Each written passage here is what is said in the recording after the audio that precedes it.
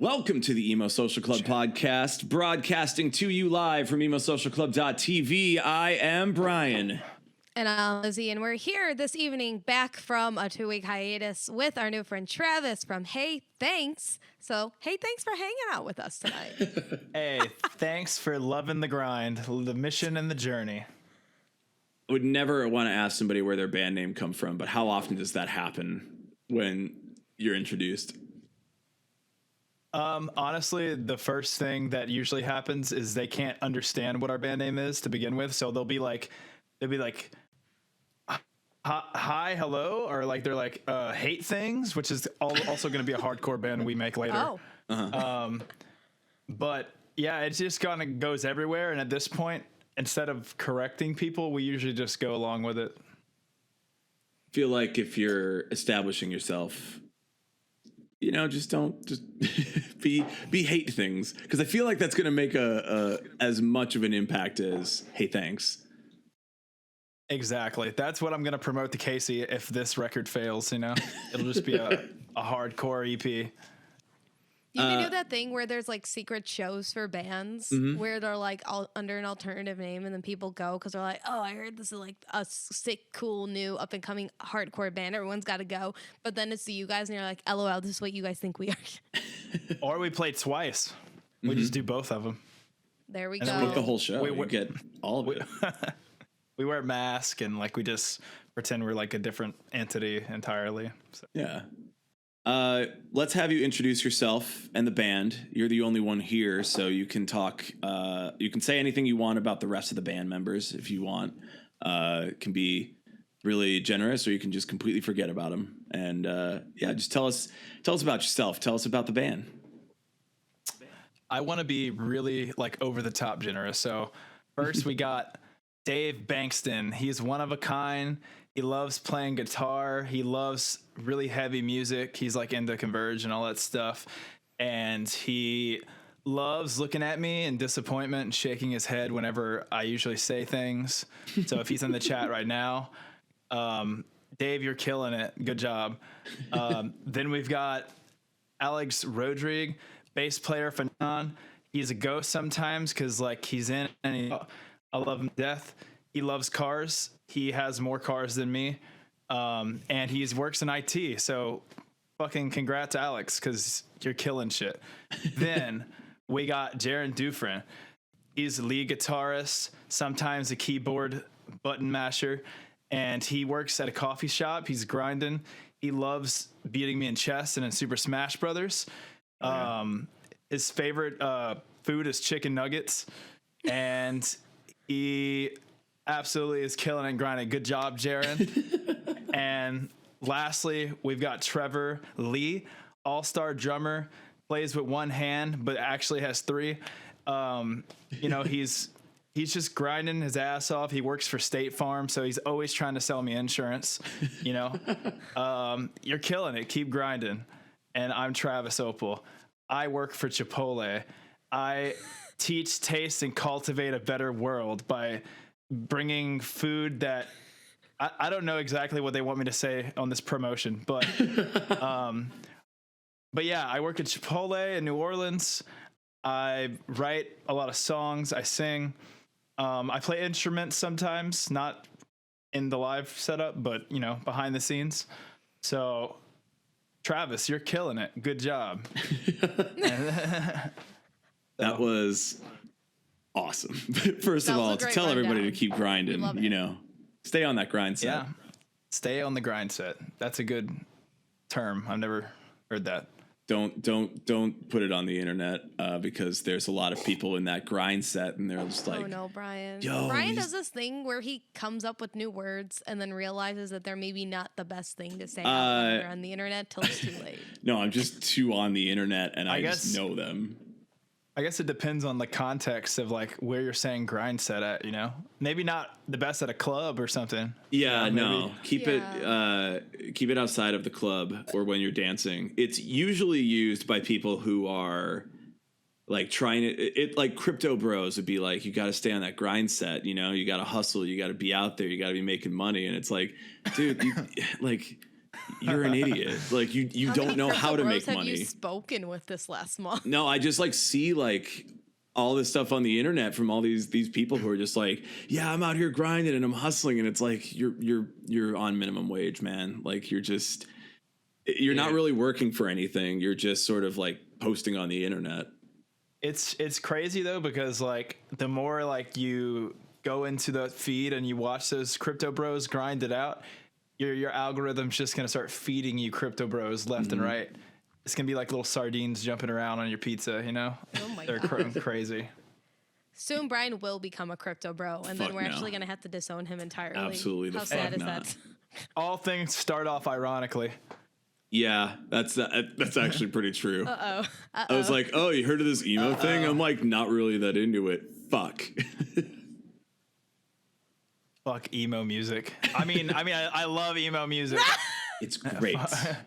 It's great shit. It's just so much fun, and we love the sadness, and it's good. That's all I got. Oh my God. I got nothing to add to that. Hardcore Hotline said Boston Hardcore. That's actually what we are for real. Okay. Is Okay. we're Boston Hardcore. From the Bronx in Boston. Yeah. You know? In fact, you are the Bronx. Same thing. The band The Bronx. When I was a kid, I used to think the Bronx was like, I guess I just thought of bronze. So like I thought when people said they were from the Bronx, it was like they lived in like a metal place, like full of metal everywhere. You know? We live in dystopia world right now in the Bronx because it's all bronze. That would be kind of awesome though. Yeah. It's like a steel little world. God, yeah. All right, so let's talk about your upcoming LP that drops on May 27th called Start Living off of Iodine Records. What is going on with this? Because at least when Casey sent this over, it very much gave me kind of like early Taking Back Sunday vibes, and that's how I've kind of explained it to people. But what do you think about it and like your influence for this album? I think this record was a big diversity pool, a big pool of diversity for like the people and bands and genres we got influenced by when we were in the process of writing it. Because we wanted to make like a record that, even though it had its emo characteristics to it that you could pull from every song, when you really like listen through the record, every song kind of has a pull from like a little bit different of a genre. Like, you know, the song we just premiered today, it is like very indie pop influence, you know, inspired by things like Bowie or the Strokes or like Dayglow and stuff. So I think this record's just a good stamp and a good start for us to like kind of not really claim ourselves as like a genre of anything particular. We just kind of want to be known as like, hey, thanks when people listen to us. So, yeah. What were some of the influences? I mean, was it Boston hardcore? So, all just Boston hardcore? It was all Bane. But no, I mean, we had influences from, you know, bands like Taking Back Sunday, The Academy Is, you know, I was really, when I grew up and I was into that whole scene, I really liked, not theatrical to the extent of like Panic at the Disco, but like I just liked singers that had a little bit of like spunk or personality in their voices, you know. So like, yeah, bands that had like William Beckett or like Adam Lazzara, like I drew a lot to those bands, and or bands like Circus Survive, like, you know, I have the tattoo right here. I, you know, big fan of Anthony Green. And like I said, even some of the songs, you know, we got inspired by bands like the 1975, the Strokes. I'm a big fan of Tame Impala, actually. So, you know, that was a little influence in, you know, one of the songs for me. The pool is like huge. It's hard. We could go down a list and, you know, probably bring in, if I had the other members, they would have their own list of things that I don't even know about. So, but. There's you listed off a bunch of bands that I like. So already I'm like, yeah, let's just, you know, I will like the record just based on that. So go listen to it, everybody. Hell yeah. I'm also Listen to it. And even if you don't like it, listen to it still.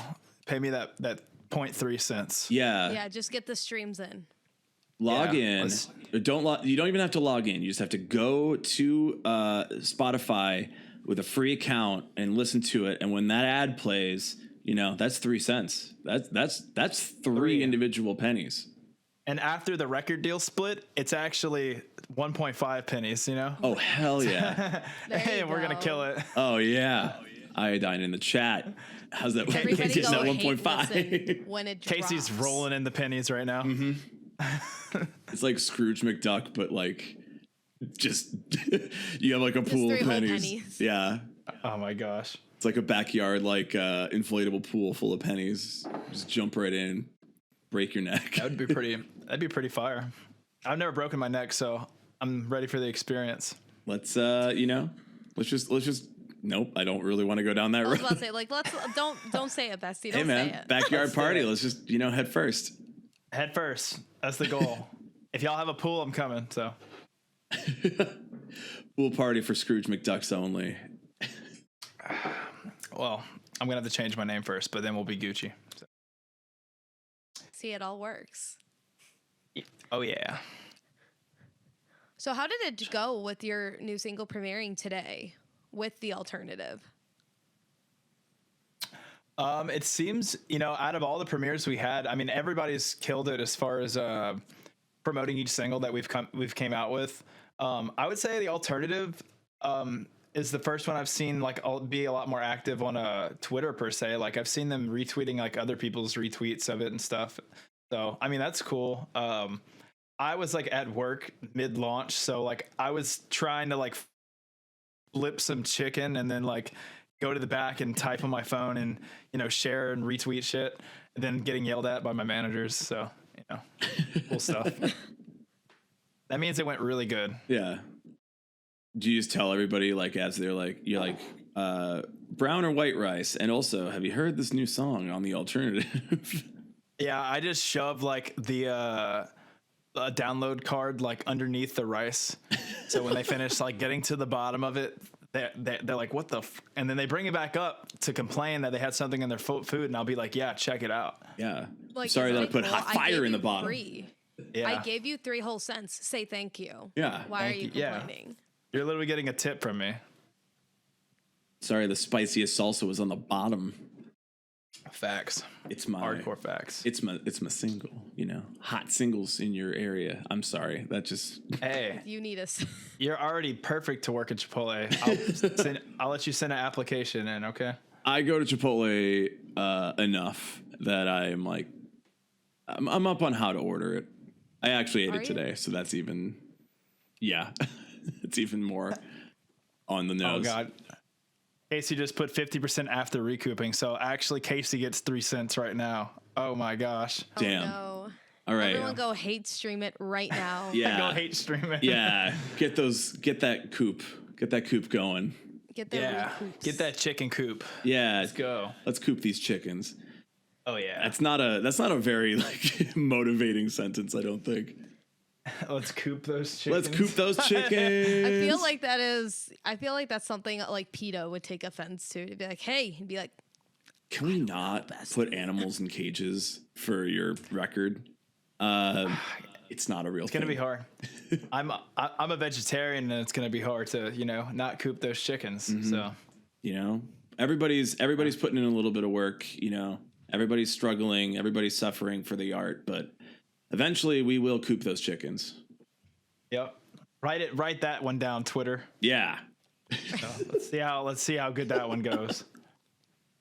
How is the scene in Louisiana? And we're going to get into my feelings on New Orleans specifically, but oh my gosh. I want to try to be positive first. And I want to ask, like, what is the scene like in New Orleans? What is the scene like in Louisiana in general? Like, how do you feel like pop punk and emo and those kinds of genres like are getting received in that area of the country? It's hard to say. I mean, honestly, it is kind of shitty because a lot of touring acts usually skip over Louisiana. They'll go from like Texas straight to Florida. So every so often, you know, a bigger act will come through.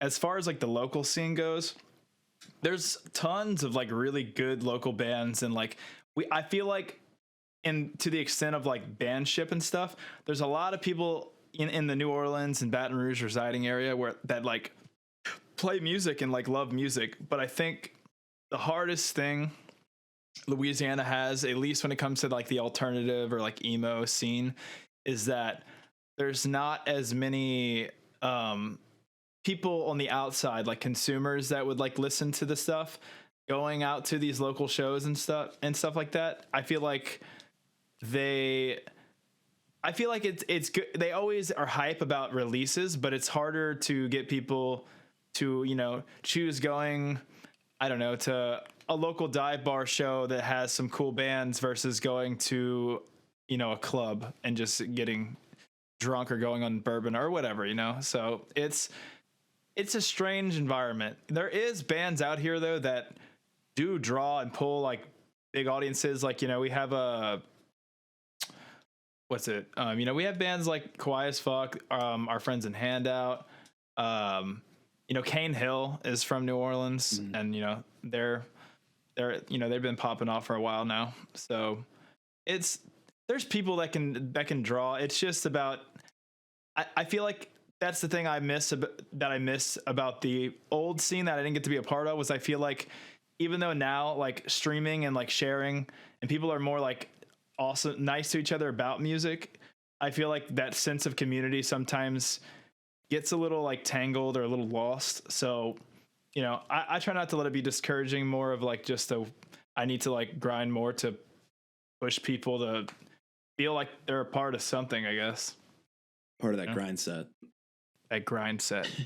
Hashtag crypto bros. Hashtag. Oh my God. Hashtag band scene grind set. I would say we can make that the title of this episode, but we are going to get the worst types of people listening to this, and a lot of hate messages concerning why we're not talking enough about crypto. Yeah, I don't want it. I'm gonna tell them to sell on the dips. Yeah, dude, sell the dip. Coop the like, chicken, sell the dip. It's a new method. The couple of times I've been to New Orleans, like I generally am interested in like going to see a city, going to visit somewhere, and like find those smaller dive bar venues, the places where you can kind of like get out of the normal like touristy, you know, yuppie areas. Yeah, and like get to places where there's going to be more dive bars and locals, like just going to see stuff. And so, of course, in New Orleans, they're like, go to Frenchman Street, where it's just like jazz. And I will say this again on the internet, not a huge jazz fan. Kind of don't get it. And I would rather hear. I just saw a TikTok this afternoon and said, in the music industry, what's a red flag? And they said someone who dislikes jazz, and I immediately thought of you. I will be a red flag. I'll be the red flag for this pod. I don't care. My opinion on that though is that, like, to me, I look at things like jazz as like an environmental kind of music, like just like a movie. Like, not every movie you go to is supposed to make you feel comfortable, or some of them is, sometimes you're supposed to feel sad, happy. I feel like jazz is one of those things where it's like, yeah, if I go to a bar like wanting to experience a band to like focus my attention to and dive in, then yeah, sometimes I could agree, like, you know, jazz is something I can easily get like mind numb to, and like it just kind of falls into the background of my head because I'm not like focused on it. But I think that itself speaks to what, like, I guess the purpose of jazz is, which is to just create the environmental space that you're in, so you can focus on, like, I guess hanging out with somebody or doing something else. But yeah, that's essentially how I felt about it at the time too, because I was like, okay, I'm having my very sugary drink sitting in this bar in Frenchman Street after drinking for a couple other days, and looking at all of the Saints, like, I think the Saints were playing because they were on TV, but then it was also a bunch of jerseys around and all this stuff, and I'm like, this isn't fun for me. This is just not that much fun. Yeah, I totally can feel that. Sometimes New Orleans can be like a handful, and you know, sometimes there's a lot of belligerent people. I mean, especially considering it's the only state where you can just legally drink outside and walk around. That also makes it one of the dirtiest cities ever because people literally just throw alcohol cans, they throw stuff all over the streets, and then the trash pickup has to come in the morning and do what little they can just for the next night to destroy it all again. Mm-hmm. So it's, as far as like, clean city, it's definitely possibly not that. I would say New Orleans is a city to me that definitely has its own sort of character, but if you're one of those people that's trying to like get into some sort of music-esque group or like thing that like is, derived from a particular genre or band, maybe New Orleans isn't the biggest resource of that kind of thing, but there's still some things like I can love and hate about it, I think, like any city. Yeah, like I had a terrible experience outside of Boston, the first tour we ever did, so like, we I think there was we had two shows. We were playing, actually it was the first tour we played with Unamused Dave, and both the shows in Massachusetts, the first one, the promoter never showed up. There was never a flyer. The opening band left after they played. We played last, I think, or second to last. And apparently there was another band because there was there was nobody in this venue besides these four people, and I had no idea. I just thought they were people that were like here to check something out. Well, it turns out that they were also like the closing local band that I had never got informed about. Okay. And I remember they got really pissed off that like I didn't say their name. Like they got pissed that I didn't say, they're coming on next, even though like they were the only ones in the room. So it was kind of it really kind of blew my mind. I was just like, okay, I guess I'll just tell you that you're playing at the end of this set. You. Yeah, it was strange. And then man, that was just a chaotic like 3-day thing because we like show dropped. So yeah, there's experiences I could like go off about with every city I've been around, but there's still some things you can love, like that Boston architecture. Yeah, and the hardcore. And Bane. Come on, Bane. This is not an attack on Bane. Yeah, this is a different attack on a different city. Yeah. Look, I'm gonna say my first controversial take on New Orleans. Let's go. I'll just start with a controversial take. I don't think the food is that good. I don't get why people say the food in New Orleans is so good. Where did you go?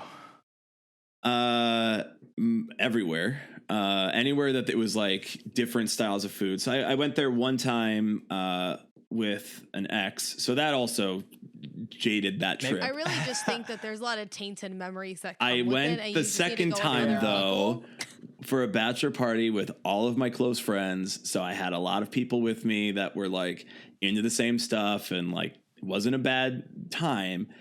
But I think we ate at like a nice restaurant, and then we ate at like we had po' boys, and we had I hate po' boys. It's like I love bread and spicy fried anything. That just makes for a good sandwich to me.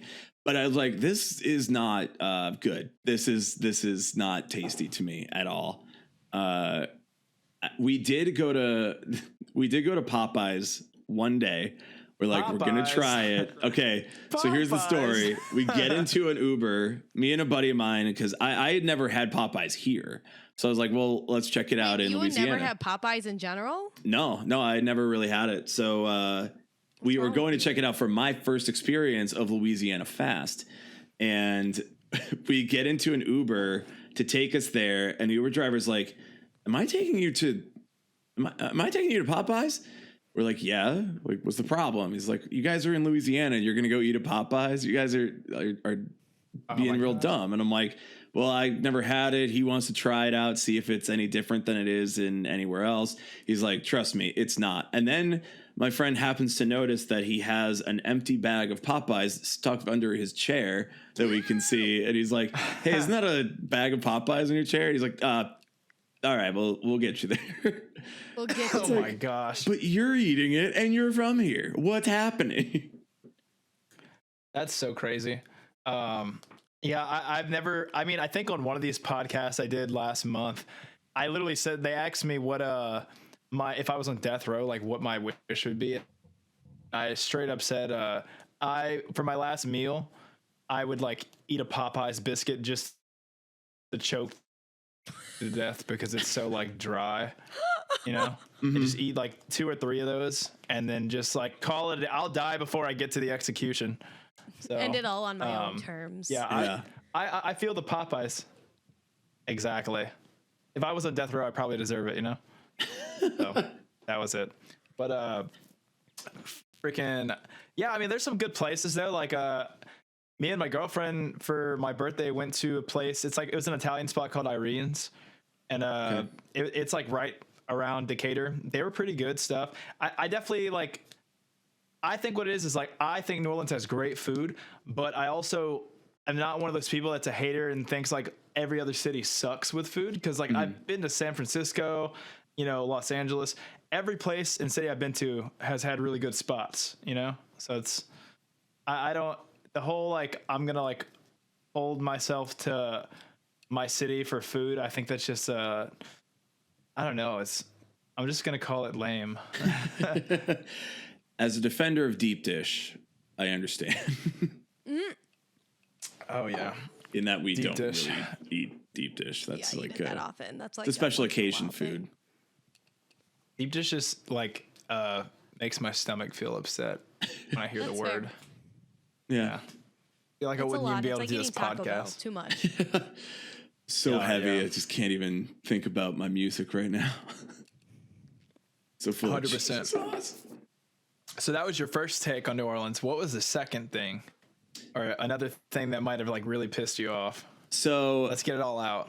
So as a avid fan of, you know, the darker things, the witchcraft and the Edgy. voodoo and the edgy side of everything, doing a cemetery tour, Marie Laveau's, yeah.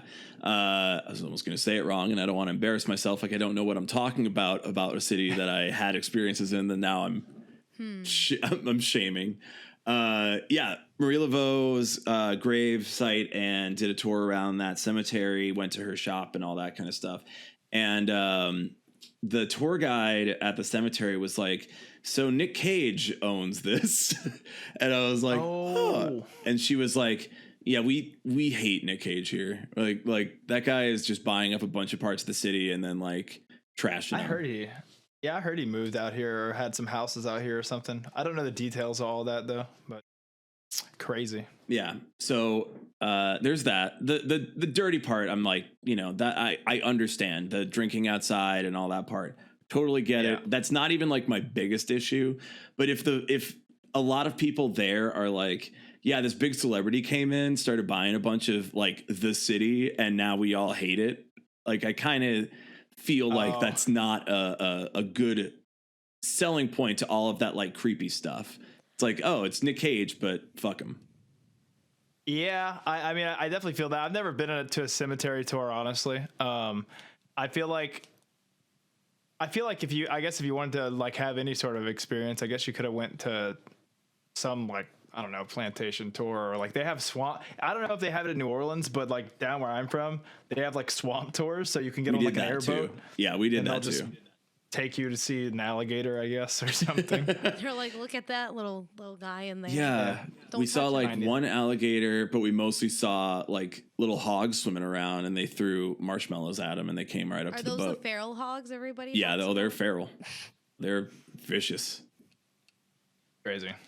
Yeah, it's funny. I mean, I've lived here since like, you know, my childhood, but I have yet to really do a whole lot of touristy kind of things. You know, I've actually, you know, I'm kind of even right now because I've done a swamp tour here, but I also did the little like Breaking Bad like tour thing in New Albuquerque one time, so that was cool. You know, so Yeah. Albuquerque won, New Orleans won. One. Oh. I also did I went to American Horror Story Coven House in New Orleans and just looked at it, and that was that in the like Garden District area, which was, I mean, you know, I'll give it to the Garden District. That was a pretty nice little time there, taking a streetcar, which does not have air conditioning, and as a northern Chicago winter person, I'm like, this is way too hot, and I hate it. And you talking about the trolleys? Yeah, the trolley. Oh, okay. Streetcar trolleys. We don't have them. We just have. I mean, they are around here. You just have to find them. Yeah, they're on the road though, and they're like driving around, and they have a bunch of rowdy fools in them. Yeah, that's New Orleans. Yep. It's hard to say because like New Orleans has its spots that are very like local, and you can see like, you know, the people who are actually from here and stuff. But there's just a lot of sections in New Orleans that are like heavy tourist traps, so it's easy to get confused or lost about like what's not a tourist trap at this point, because I feel like most of Decatur, French Quarter, most of like Magazine, like I feel like to some degree, like, I mean, they've always been kind of gentrified, but like it just feels like it's all kind of like touristy, if that makes any sense. Oh yeah. Yeah. I felt that really hard being there because, again, I don't really like doing the touristy stuff, but even Frenchman Street still felt touristy, and walking around everywhere, it still felt very like everything is a tourist trap, or everything just funnels into those areas and you can't really escape it. Yeah. Honestly, like you'd be better going like, I guess, to the outskirts of New Orleans or something to really get a vibe of New Orleans, because the inner city is definitely like just that. Yeah. What is it like to tour there? Like, what is it like to, do you, like, If you you're said a that, band? yeah, the bands, like you said, come through and they just sort of skip over you. But like, are like when you're on tour, do you play like the other cities there? Like how does the tours work around where you're from? I mean, we've done a lot of, you know, I think there's been like 7 or 8 different tours that we did before the pandemic, because, you know, we started playing in like 2017. So a lot of times, yeah, like we'll usually route our own tour. We'll play like 1 or 2 places in Louisiana as we're like heading out of state or going like east or west or whatever. And honestly, usually it's pretty fair crowds. It's not, we had one moment as a band where when we were coming out of like the Lafayette scene, I remember we would like pack shows out a lot, but it was a very like short-lived moment because a lot of the scene and bands started like kind of just breaking up, or, you know, I think we have this curse actually where like every band we play with ends up breaking up, and I don't know what it is. But that happened at least like 6 or 7 times. Like we just played with the band, and then like 2 or 3 months later, that's it. You know? So we just decided like to help the community grow, we're gonna stop playing shows. Oh my God. You got one of those New Orleans curses put on you by someone. I know. I don't know what it is. I'm actually scared for iodine right now, so, you know, be wary. But yeah, it's definitely not bad. Like there is some times where we'll play a show in Baton Rouge or in New Orleans, and like the turnout will be decent, you know, and like people will be into it. And I think the people that do care really care. And we've had supporters and friends that have kind of stuck by us throughout this whole little like journey. And, you know, if it wasn't for them, we would never have like these new crowds or new people like kind of starting to like come into, you know, Viewpoint and going out of Viewpoint. Like I think they keep it strong enough to where new people are interested in coming to shows still. So shout out to all the OGs that are holding it down for Hey Thanks. Keep grinding. Keep grinding. You mentioned that you guys used to be like this kind of pizza, I'm assuming like defend pop punk s type energy. Oh, and literally. Now you're doing a lot of different experimentation. What made you want to do that? I won't lie. I think what it was so as just a pre-context to like Hey Thanks lore, the band technically started in 2016, and it was with a different singer. It wasn't me. It was I think Trevor, Jaron, and Alex are the only originals. Me and Dave are like technically newer members, even though we've been with the band longer than the old members. And when the band first started, you know, the name Hey Thanks comes from like that Wonder Years B-side track. There's so the whole band at the time and the old singer, I think, were like really into like bands like the Wonder Years and The Story So Far and all that stuff. And so when they were writing music together, it was formed as a pop punk band. And I think when I joined, after we had wrote like the first EP, which is no longer on streaming, we just kind of started realizing like my voice doesn't fit that modern pop punk criteria, and it just felt a little like out of place. So like it felt like all the songs we were writing just it didn't like connect with us really. And so over time, you know, we did another EP that's on streaming, and that was a little bit, you know, more into that emo versus pop punk type of style.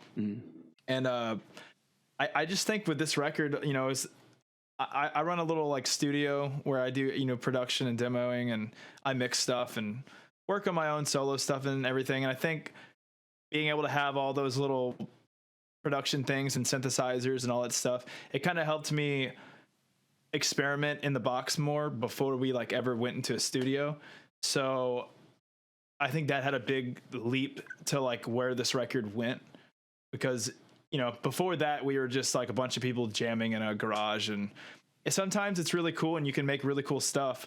But I feel like when we all are able to like hear pre-production and demos, we can actually sit there and like work with each other and try to figure out what's best for the song, and not get, you know, it's easy to like play together and then like the next time you practice, like somebody forgot something, or like we don't remember what the song was, and you know, you got 5 people raising their hand for like ideas. So it was just a lot more honed in, I guess. And that's what led us to just saying, hey, fuck it, let's not be a pop punk band anymore. Like, you know, all names, even though Hey Thanks, people might think pop punk because it's derived from that Wonder Years song, you know, all names over time don't mean anything. You know, like it'll become its own thing as time grows. So I think with this being our debut record, that'll hopefully like kind of cut the cord from that era of what we were. Not to hate on it though, because it got us to where we were today, you know? Yeah.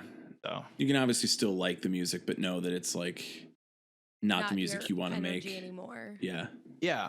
Like I still love all, you know, there's a lot of pop punk bands and stuff that I still appreciate and like value as like things that drew me to my journey, you know, like they kept me going. And if it wasn't for those bands, I wouldn't have discovered other bands that went farther down the rabbit hole. So, you know, it's all about this journey. That's all it's about. It's about the journey we're all on. It's not about the grindcore. It's about the grind. It's about the grindcore Grindset. Yeah. Jesus. It's about the grind, not the destination. Yeah, it's about the sell whenever it's sell when the wave is dropping, and not buy more, you know? Yeah. Sell your stocks. Sell it, everyone. Yeah, sell at the dip, sell at the peak. Yeah, sell at the peak. Just sell. Just sell it. Money is fake, and crypto is not real. Fake stuff. Everything is fake. Everything is made up. Like I can give you a handshake right now. That might be worth $1 million in my head. So. Yeah, listen, you can take a photo of that and make it an NFT, and somebody could potentially buy it for $1 million. Yeah. I've been thinking about that. I got to figure out where to put an NFT picture at, you know, let them do all the work. Listen, I found a whole TikTok that I used to teach my class how to make an NFT and to also explain NFTs. So listen, guys, we could do this. Let's do it. Very easily. We'll talk after the stream ends. There we go. I swear, if I could just sell a thought to somebody for like millions of dollars, I'd be the new NFT guy. Like, oh, have you ever had this thought in your head? It's worth a lot of money if you want it, you know, but you got to go here. You don't tell it to them. Yeah. You can't like, you have to like vaguely talk about it until they like have contracts there, and you'd be like, I can't explain the full thought until I see the paperwork. It's like, And I have my lawyer read over it, and then we're good. Yeah, 100%. I'm just gonna build a thought marketplace and then have a thought bidding war, and then Does everybody that include the brain microchips we're all gonna get?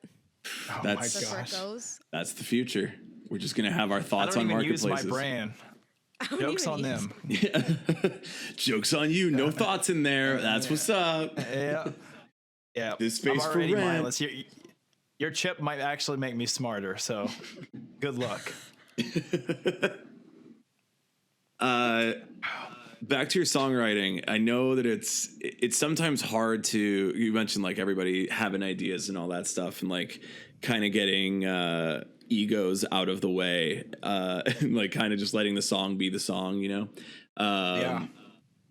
What do you think like the music is like focused on? What is it about? What are your lyrics about? And like obviously it's probably not all cheese pizza and defend pop punk anymore, so like what do you think like most of it is like driving towards, or what is the story of your words?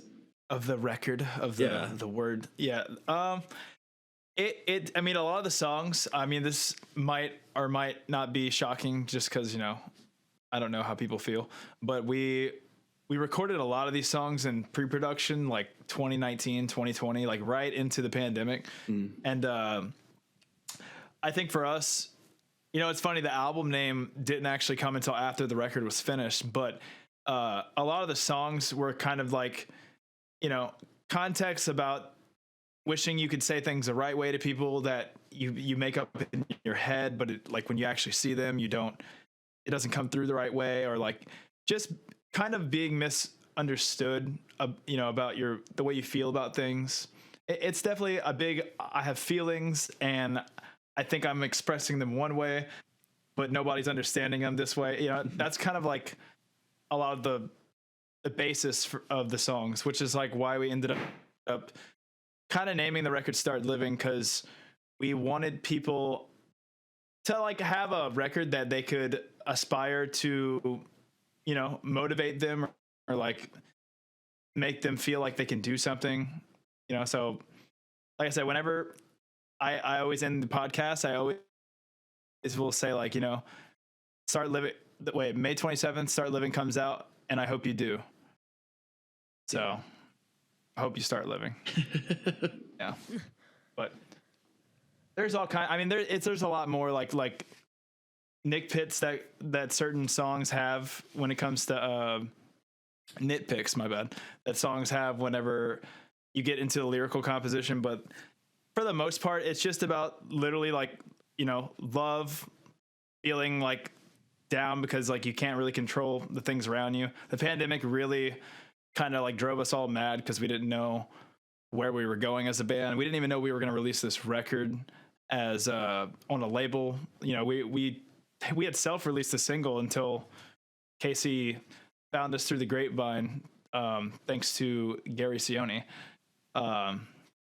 And so, you know, this record's just kind of like a big clusterfuck of all those misunderstood feelings that we had in that era of time.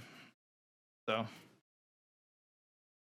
Is it mostly you writing, or are you writing with everybody else, or like how does the contributions go into making a final song?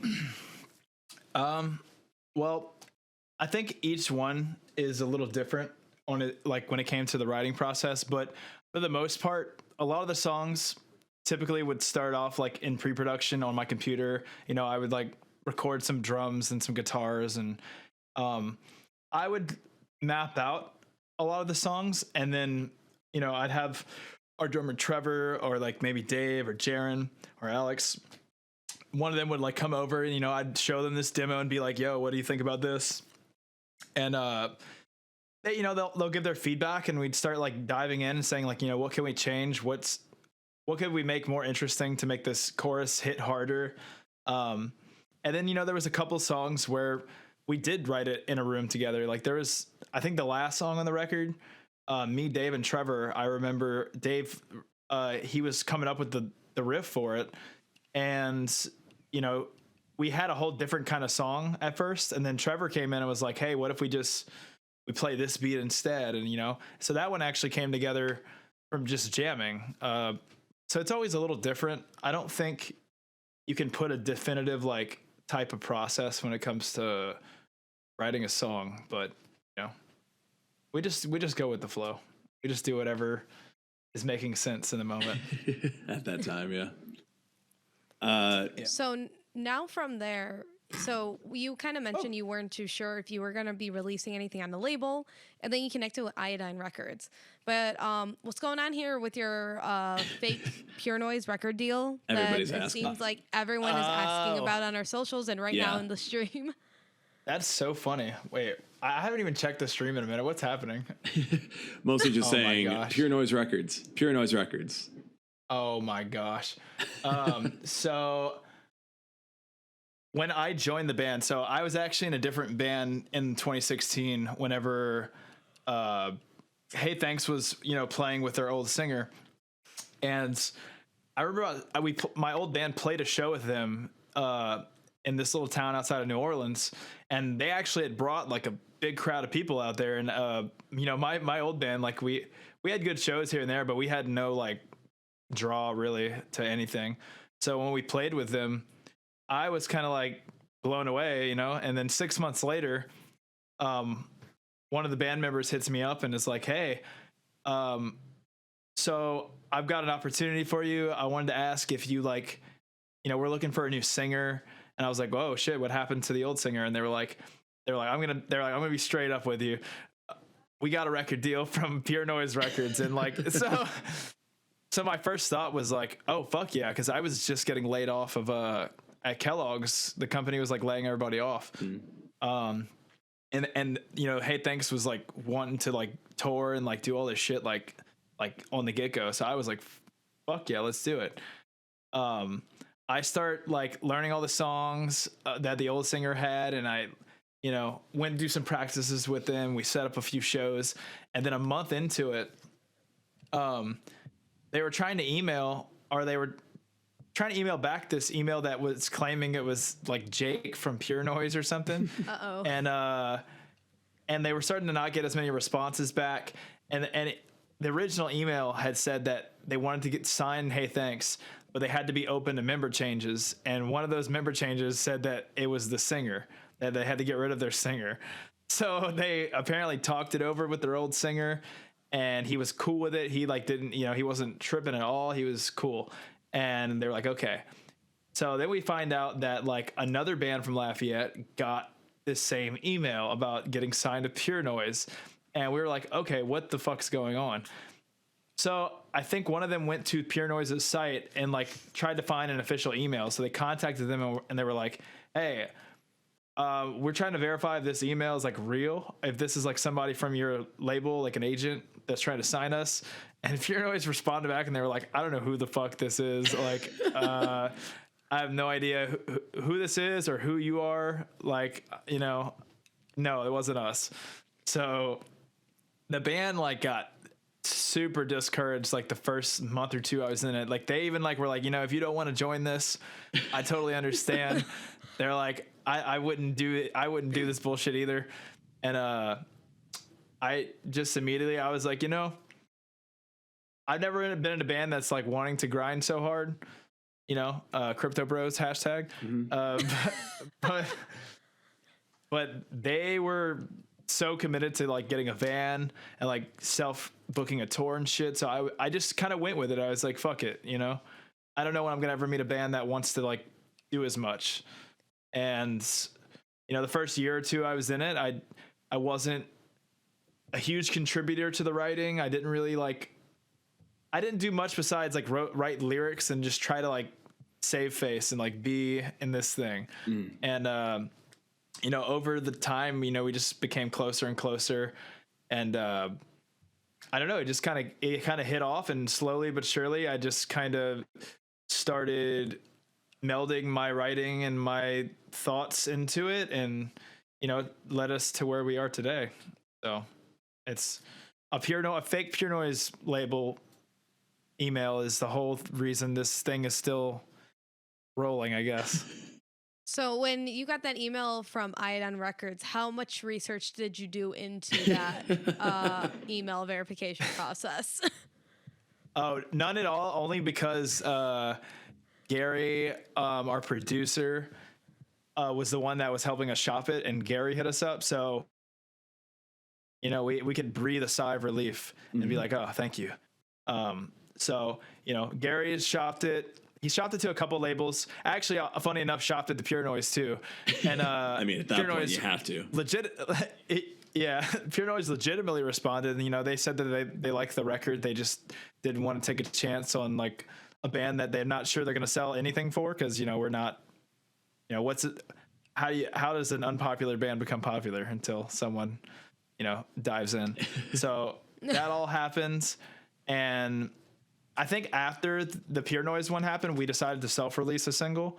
And then about a month or two later, Gary got in contact with Casey. We looked over it all, and we looked over like what the record deal was going to offer. And it was more than we could ever attempt to try, you know, financially. So the fact that Casey was like willing to put in the work and effort for these songs that, you know, they mean a fuck ton to us, and, you know, to have somebody else take them and make it, you know, their own baby. It's like, you know, it's romantic. I'm going to take your baby and I'm going to make it my own in a romantic way. That's just being a responsible parent. That's it. Good on everybody in this situation. Saying that like in a full sentence made me re-question everything I said just now. Yeah, I was like, I'm hearing what you're saying and I'm liking it. If you repeat it, just no context. But yeah, then you put it full force and you're like, wow, this is a strange world. What are we doing? I have to wonder if that email was just there to get them to kick out their singer, which that is the theory. Yeah. No, but the theory is actually opposite. The theory that we all had made up was that maybe the singer sent the email himself to the band to kick himself out so that he didn't have to be in the band, because we were like, there's no other person. Like, the only other band who got emailed was affiliated and doing stuff like production wise with the other singer. So like in our head we were like, maybe he just like did all this to like fucking leave, and like, you know, but in my head we never confirmed that was the case, but like in my head I was like, I mean, it doesn't really make that, I mean, if it was me, I would have just said like, yeah, I want to do this. Like, I don't know. Yeah. I feel like making a whole email is a little crazy. So I mean, unless he really wanted the drama and the excitement to add to the lore. I know. He's just, well, it could have been cool if he would have had if we would have lore built into like him having a rival band that we like could have fought against. Like, that would have made sense, you know? We could have been, sold like, some Scott merch. Pilgrim energy. Yeah. It would have been more fun. Oh my gosh. Seven evil ex singers. Because they had like cheese, but they're all like cheese pizza pop punk singers. Yeah. You know? So it's like Parker Cannon's like the final one. Oh my God. Because it also feels like at that point, when you find out the email isn't real, isn't valid, like the band wasn't like, well, actually, we're not going to keep going with you because this was fake, so we're going to bring him back because we only changed members for that. But it's like, clearly that wasn't even a discussion at that point. It's just like, let's just keep going and see what we can do. Yeah, that's the funniest thing about it was like, no, it was after it happened, we still played the shows. We like booked a tour in the Northeast coast before we even had the van. We were just doing shit like with no plan really. Mm-hmm. And it's really funny to look back now and think like, yeah, like I just joined. And, you know, none of these people knew who I was. We were never friends. And like Trevor, Alex, and Jaron, they went to high school together. So like they kind of have been bonding as musicians and friends since like, you know, early days. Me, I'm just this like stranger. Like, so I'm like, if y'all want to have me do my weird shit and be in this band, like, let's do it, I guess. But that is really funny. Yeah. That's strange. Maybe that's a part of your curse. Like, that's why every band you play with, they break up. it's because the old singer put like a hex or something. Yeah. on you. That would be crazy. It's the Oh my gosh. The lore. curse of the pure it's noise building. lore. Yeah, this Hey Thanks lore is like novel worthy. We Yeah. should get a writer. You should be do sick. what all these bands are doing now is making graphic novels and releasing them and be like, hey guys, do you want the Hey Thanks lore, but in graphic novel form? Oh my gosh. They're like Gerard Way can do it. We can do it too. Yeah. Come on, y'all. We are the next My Chemical Romance, you know? Oh yeah. Us. Sorry, Gerard. Move out the way. Yeah. Get out of here, Gerard. I'm kidding. No, any stands listening right now, I didn't mean what I said. They're still great band. I love them. They're so We good. have to make sure we can never upset the stands because that's how we'll get like canceled and or harassed and bullied online. Yeah. Gerard Way is perfect. As every two way. stands, like, you know, I feel like we're fine. We can say these things because we are stands, but also, man, just don't cancel us. We don't like things that you probably like, and it's okay. Yeah. Fuck them.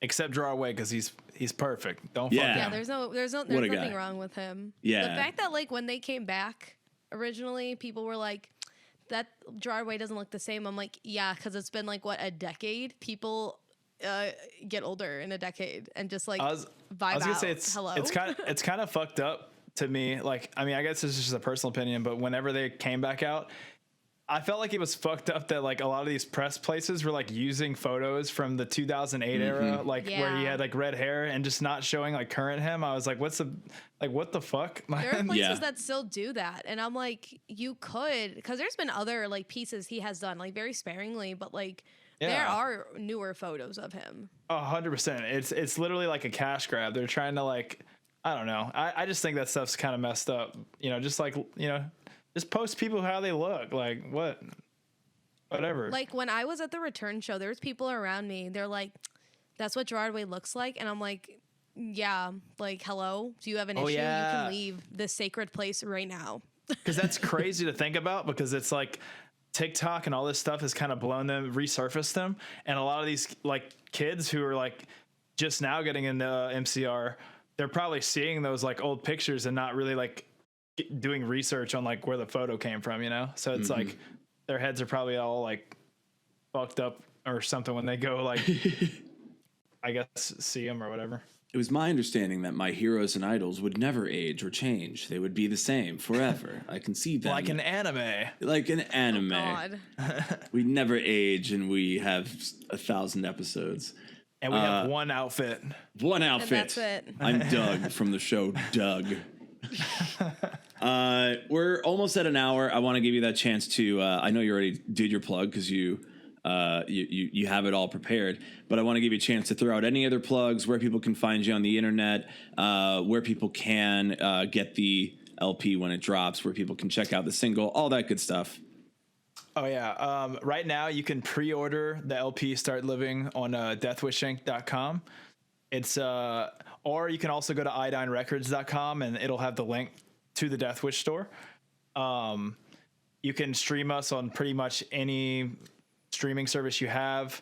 Go pre-save the new single. I'm sure it's on the way because the premiere came out today and it drops Wednesday. So the more people we get to like stream these numbers up, the more Casey won't murder me. Hell yeah. There we go. And what else? And, you know, shout out to my bandmates who aren't with me right now. I know you're there in spirit or, you know, playing Minecraft, whatever you're doing. And, you know, shout out Gary Sione, Brett Romes, Mike Calagione for being a big part of this record. I can't wait for it all to finally drop so we can all breathe and like start thinking about the next one, you know? But yeah, it comes out May 27th. Get that pre-order. We got vinyls, cassettes. Friend Club Records is selling cassettes on their website and their Bandcamp, I think. You know, they've been helping us out a lot too. Yeah, and if you're in Europe, hit up Evil Greed. They have the vinyls over there, so you don't have to pay as much in shipping or whatever thing makes it worthwhile to do. So literally, if you're on any continent for the most part, you don't have an excuse. Yeah, exactly. The only excuse you have is to judge us and hate it. But I mean, you know, hate streams. If you want to hate stream and talk shit to your friend after and be like, what the fuck was that? And he's like, I don't know, I got to hear it again. And just play it again. Like, I'm fine with that. Yo, that's 3 cents closer to cooping those chicks, you know? Oh yeah, Casey's got to buy him a crown. Yeah. With all this money. King Casey. Yeah. I'm heading to the dollar store after a few more streams. Oh, God. Buying Oh yeah. Or I'm going to Burger King, getting one of those paper crowns. Those are free if you ask. Yeah. And you could like use this to like pennies to donate to the, like foundation or whatever they're Yeah, you can put them in promoting. and you can like play the game though to see if you can win like fries or something. Yeah. Isn't that crazy? Like you're donating to try and win money. Like how like that's the greediest like concept in my head. But anyway, yeah, I think that's all the plugs I have for now that I want to give. You know, we've got a lot of cool shit happening. Some tours possibly being announced in the summer. Some music videos possibly coming out. I won't ever give the details though. You know, you just have to be stalking us on the internet. So you got to do it. You don't get no free info on music videos here. You gotta follow that Instagram, get on the Twitter. Hey, thanks _LA on everything. I think it did confuse me because of how much like LA is just for Los Angeles, and I'm like, no, Louisiana. Literally, people add us to LA playlists thinking we're from California. Yep. Oh and I'm here for it. You know. Yeah, I mean. Any playlist is a good playlist, but it's like, yeah, the LA means a state, whereas usually cities aren't acronymed that way.